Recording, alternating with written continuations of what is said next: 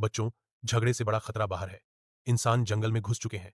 अगर हम एकजुट न हुए तो यह जंगल हमेशा के लिए खत्म हो जाएगा। भालू ने गुस्से में कहा, ये इंसान अगर मेरे सामने आए तो मैं उन्हें चीर दूंगा। बुल ने गंभीर स्वर में कहा, शेर महाराज, इंसान चालाक होते हैं।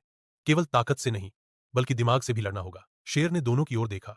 तुम्हारी ताकत और दिमाग दोनों ही चाहिए होंगे, लेकिन पहले हमें अपने झगड़े भुलाने होंगे। इसी बीच फॉक्सी शिकारी को लेकर भालू की गुफा के पास पहुंची। देखो, वह यहीं रहता है।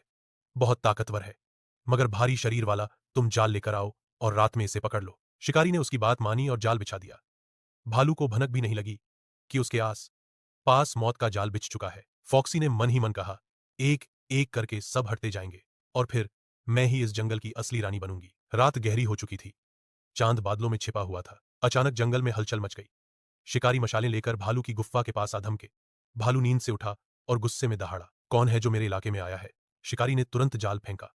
भालू ने पंजों से वार किया, मगर जाल उसके शरीर पर लिपट गया। वह छटपटाने लगा, लेकिन इंसान एक एक करके रस्सियां खींचते रहे।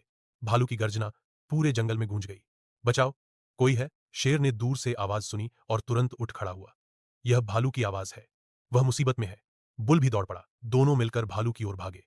जंगल की जमीन पर उनके कदमों की गड़गड़ाहट सुनाई देने लगी। फॉक्सी झाड़ियों में छिपकर यह सब देख रही थी। उसने सोचा, अगर शेर और बुल भालू को बचा लें तो मेरी योजना बिगड़ जाएगी, लेकिन अगर मैं रोकने की कोशिश करूं तो शायद इंसान मुझे भी पकड़ ले। उसका मन दो तरफ खिंचने लगा।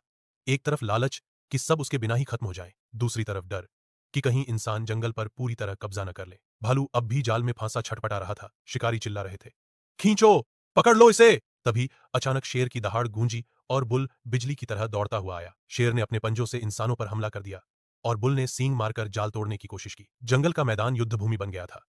एक तरफ इंसान मशाल और हथियारों से हमला कर रहे थे, दूसरी तरफ शेर, बुल और बंधा हुआ भालू अपनी जान बचाने के लिए लड़ रहा था। फॉक्सी दूर से देख रही थी और उसके मन में सवाल उठ रहा था, क्या मैंने सही किया?